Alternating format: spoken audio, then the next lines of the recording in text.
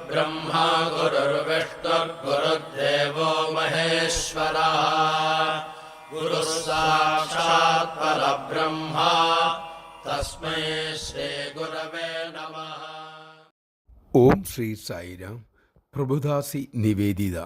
ശ്രീനാരായണോപാസനയുമായി വർഷങ്ങൾ കഴിഞ്ഞുകൂടിയ ഒരു ഭക്ത. അദ്വൈതാനുഭൂതിക്കായി അവർ കഠിനമായി സാധന ചെയ്തു.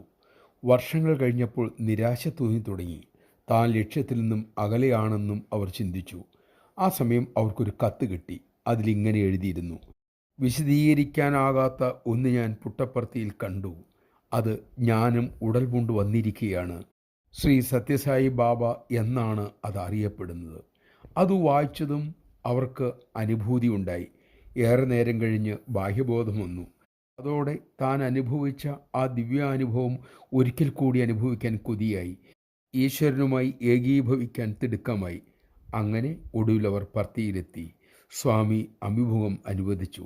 താൻ വൈകുണ്ഠത്തിലാണ് എന്നവർക്ക് തോന്നി. തൻ്റെ ലക്ഷ്യം സായി ഈശ്വരനല്ല, കേവലം അദ്വൈതാനുഭൂതിയാണ് എന്നവരുടെ മനസ്സ് മന്ത്രിച്ചുകൊണ്ടിരുന്നു. ആ ചിന്ത ഉയർന്നതും ഭഗവാൻ അരുളി: എനിക്കറിയാം നിനക്ക് ലയിച്ചു ചേരണം. അതിനായിരുന്നുവോ നിൻ്റെ സാധനകളെല്ലാം നീ ചെയ്തിരുന്നത്. നീ ഇപ്പോൾ ഈശ്വര സന്നിധിയിലാണ്. ഇനി എന്തിന് നീ മറ്റു കാര്യങ്ങളെക്കുറിച്ച് ചിന്തിക്കണം? ഞാനാണ് നിനക്ക് ആ അനുഭൂതി ഇനിയും നൽകേണ്ടത്. ഈശ്വരനോട് നീ ഭക്തി പുലർത്തുക. നിനക്ക് വിധിച്ചിട്ടുള്ള കർമ്മങ്ങൾ മടിക്കാതെ ചെയ്യുക. അതിൽ നിന്നും കിട്ടുന്ന ആനന്ദം അനുഭവിക്കുക. അദ്വൈതാനുഭൂതിയുടെ കാര്യം എനിക്ക് വിട്ടേക്കുക. അത് ഞാൻ വേണ്ട സമയത്ത് ചെയ്തു കൊള്ളാം. ജയ് സായിരാം. ഭഗവാനെ ആശ്രയിച്ചു കഴിഞ്ഞാൽ മറ്റൊന്നിനെക്കുറിച്ചും നാം വേവലാതിപ്പെടേണ്ടതില്ല. അങ്ങനെ വേവലാതിപ്പെട്ടാൽ നാം ഈശ്വരനെ ആശ്രയിച്ചിട്ടില്ല എന്നല്ലേ അതിൻ്റെ സാരം.